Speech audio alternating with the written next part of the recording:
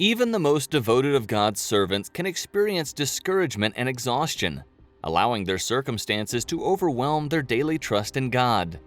Elijah, a prophet of the northern kingdom of Israel, had witnessed and performed some of the most incredible miracles recorded in the Bible. Nonetheless, not long after, he succumbed to depression and terror. In response to King Ahab's rebellious wickedness, God told Elijah to declare a drought on the land. During this time, God repeatedly demonstrated his provision and care for Elijah, allowing him to drink water from a creek that should have been dry and sending ravens to bring him bread and meat to eat. 1 Kings 17, 1-7. Now Elijah the Tishbite of the people who were staying in Gilead said to Ahab, "As the Lord, the God of Israel lives, before whom I stand, for sure there will be no rain or water on the grass in the early morning these years, except by my word." And the word of the Lord came to him, saying, "Leave here and turn east. Hide yourself by the river Cherith east of the Jordan. You will drink from the river, and I have told the ravens to bring food to you there." So he went and did what he was told by the word of the Lord. He went and lived by the river Cherith east of the Jordan. The ravens brought him bread and meat in the morning and in the evening, and he drank from the river. But after a while the river dried up because there was no rain in the land. Later, the Lord led him to the home of a widow who was suffering the full brunt of the drought. She was down to her last morsels of food. But God gave Elijah the authority to assure her that her flour and oil would be replenished miraculously day after day, and they were. When the widow's son died, Elijah prayed to God to bring him back to life, and he did. Then the word of the Lord came to him, saying, "Get up and go to Zarephath, which belongs to Sidon, and stay there. I have told a woman there, whose husband has died, to feed you." So Elijah got up and went to Zarephath. When he came to the city gate, he saw a woman there gathering sticks. He called to her and said, "I ask of you, get me a little water in a jar that I may drink." As she was going to get it, he called to her, "I ask of you, bring me a piece of bread in your hand." But she said, "As the Lord your God lives, I have no bread. I only have enough flour in the jar to fill a hand, and a little oil in the jar. See, I am gathering a few sticks so I may go and make it ready for me and my son. Then we will eat it and die." Elijah said to her, "Have no fear. Go and do as you have said, but make me a little loaf of bread from it first and bring it out to me. Then you may make one for yourself and for your son. For the Lord God of Israel says, the jar of flour will not be used up, and the jar of oil will not be empty until the day the Lord sends rain upon the earth." So she went and did what Elijah said, and she and those of her house ate for many days. The jar of flour was not used up, and the jar of oil did not become empty. It happened as was spoken by the word of the Lord through Elijah. After this, the son of the woman who owned the house became sick. His sickness was so bad that there was no breath left in him. So the woman said to Elijah, "What do I have to do with you, O man of God? You have come to me to have my sin be remembered and to kill my son." He said to her, "Give me your son." Then he took him from her arms and carried him up to the room on the second floor where he stayed, and he laid him on his own bed. He called to the Lord and said, "O Lord my God, have you brought trouble to the woman I am staying with by making her son die?" Then he lay upon the child 3 times and called to the Lord, saying, "O Lord my God, I pray to you, let this child's life return to him." The Lord heard the voice of Elijah, and the life of the child returned to him, and he became strong again. Elijah took the child and brought him down from the second floor into the house and gave him to his mother. He said, "See, your son is alive." Then the woman said to Elijah, "Now I know that you are a man of God.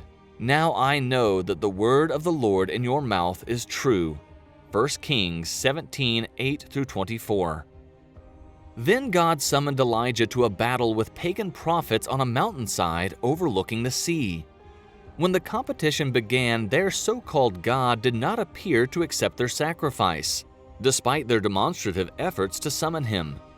When it was Elijah's turn, he prayed, and the living God consumed the prophet's sacrifice with fire from heaven, despite the fact that Elijah had repeatedly soaked the altar in water. So now call together all Israel to meet me at Mount Carmel, and gather together 450 men who speak for Baal, and 400 men who speak for the false goddess Asherah, who eat at Jezebel's table. So Ahab sent news among all the people of Israel, and he brought the men who speak for the false gods together at Mount Carmel. Elijah came near all the people and said, "How long will you be divided between two ways of thinking? If the Lord is God, follow him, but if Baal is God, then follow him." But the people did not answer him a word. Then Elijah said to the people, "I am the only man left who speaks for God, but here are 450 men who speak for Baal. Bring 2 bulls to us. Let them choose 1 bull for themselves and cut it up and put it on the wood, but put no fire under it. I will make the other bull ready and lay it on the wood, and I will put no fire under it. Then you call on the name of your God, and I will call on the name of the Lord. The God who answers by fire, he is God." All the people answered and said, "That is a good idea." So Elijah said to the men who spoke for Baal, "Choose 1 bull for yourselves and make it ready first, for there are many of you. Then call on the name of your God, but put no fire under it." So they took the bull which was given to them and made it ready.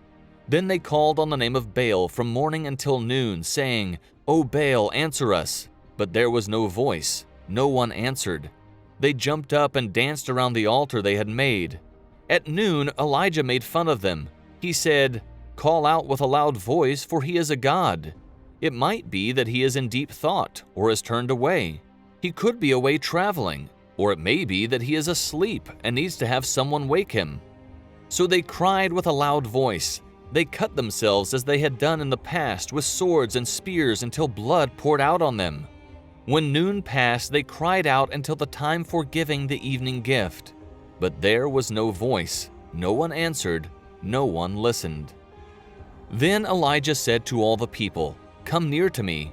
So all the people came near to him, and he built again the altar of the Lord which had been torn down.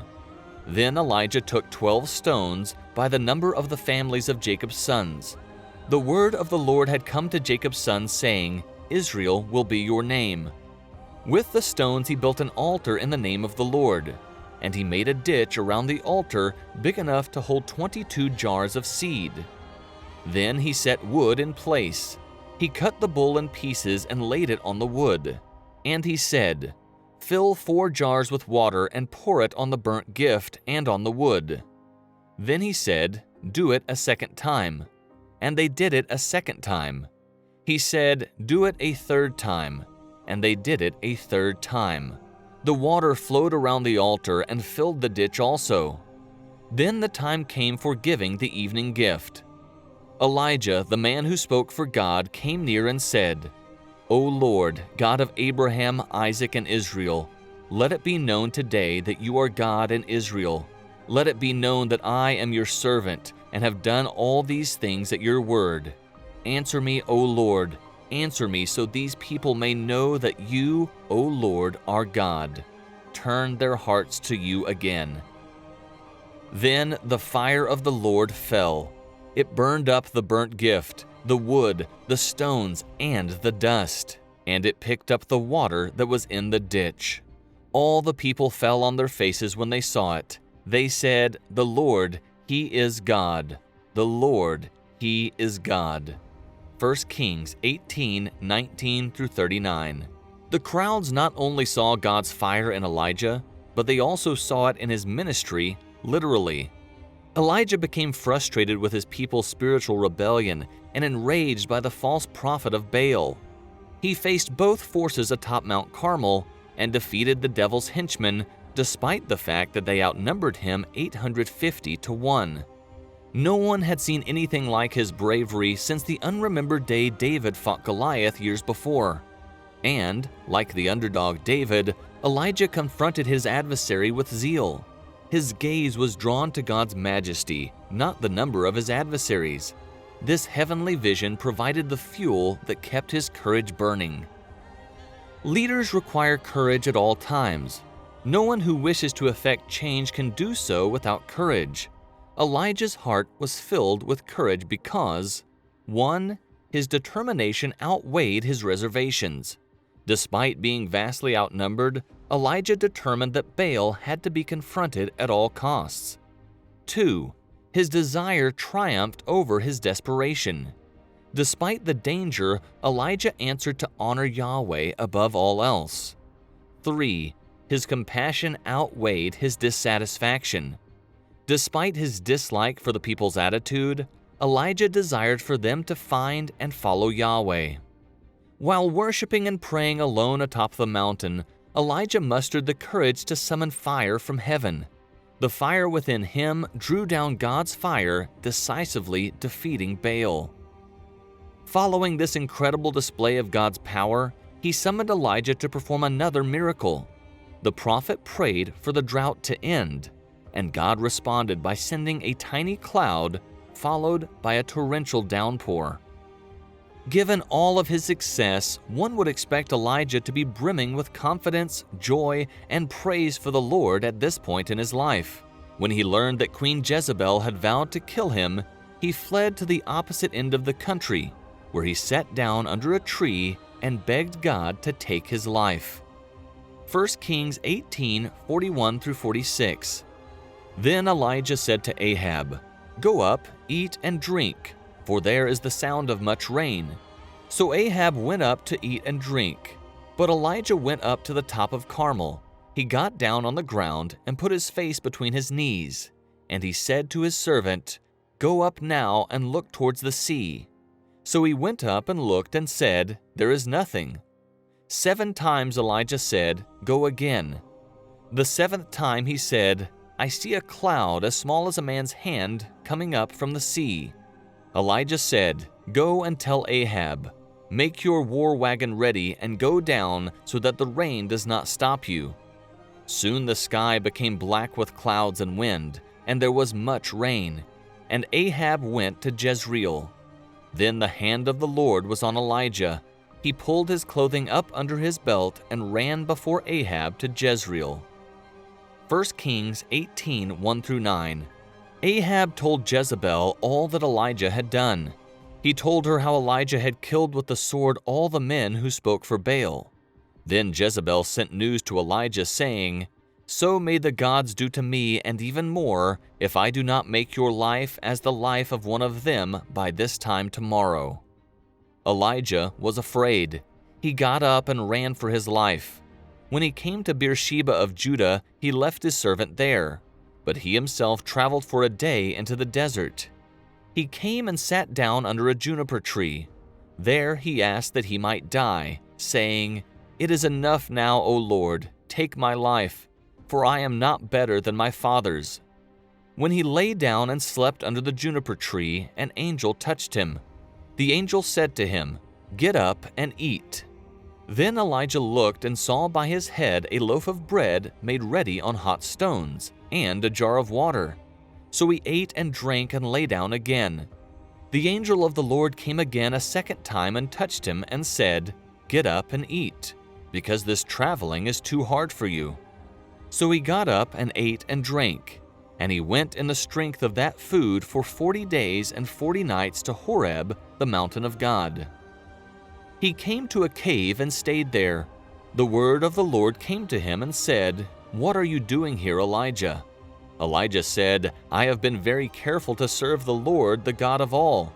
For the people of Israel have turned away from your agreement. They have torn down your altars and have killed with the sword the men who speak for you.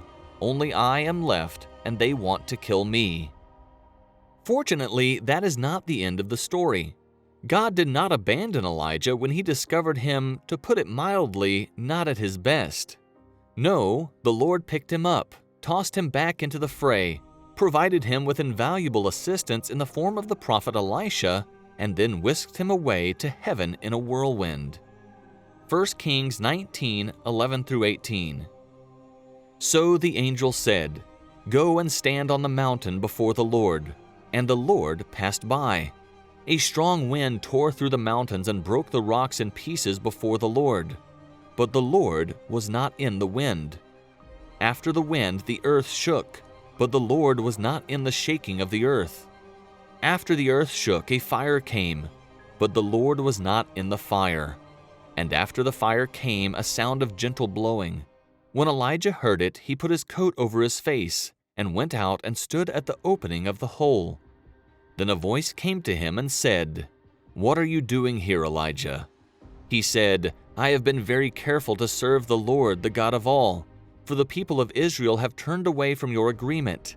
They have torn down your altars, and they have killed with the sword the men who speak for you. Only I am left, and they want to kill me." The Lord said to him, "Go, return on your way to the desert of Damascus. When you get there, set apart Hazael to be the king of Syria. Set apart Nimshi's son Jehu to be the king of Israel. And set apart Elisha the son of Shaphat of Abel-Meholah to speak for God in your place. Jehu will kill the one who gets away from the sword of Hazael. Elisha will kill the one who gets away from the sword of Jehu.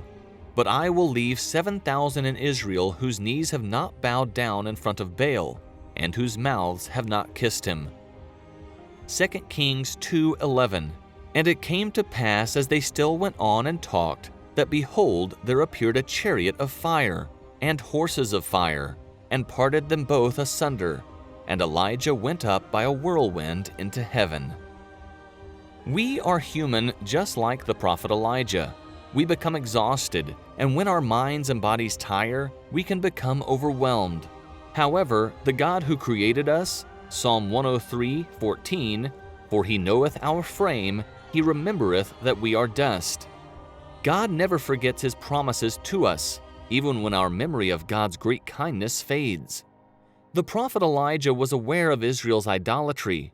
He was aware that the time for judgment had arrived. He also knew that drought and famine were on their way to devastate Israel.